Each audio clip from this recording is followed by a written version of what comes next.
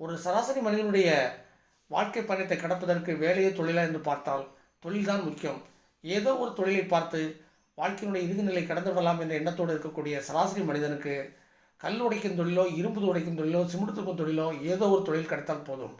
தங்கம், வைடூரியம், platinum உடுக்கும் தொழில் நமக்கு தேவையில்லை.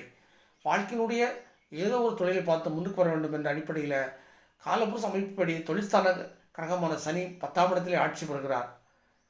மேலும் சூரியன் செவ்வாய் 10ஆம் இடத்துக்கு வரும்போது நல்ல வலிமை பெறுகிறாங்க. அப்படி சூரியன் செவ்வாய் வலுவரும்போது அந்த ஜாதகர் மனோதைரியம், விடாமுயற்சி, தன்னம்பிக்கை, மன வலிமை எல்லாம் பெற்று அவர் செய்கின்ற தொழிலில் மிக சிறப்பாக விளங்க முடியும்.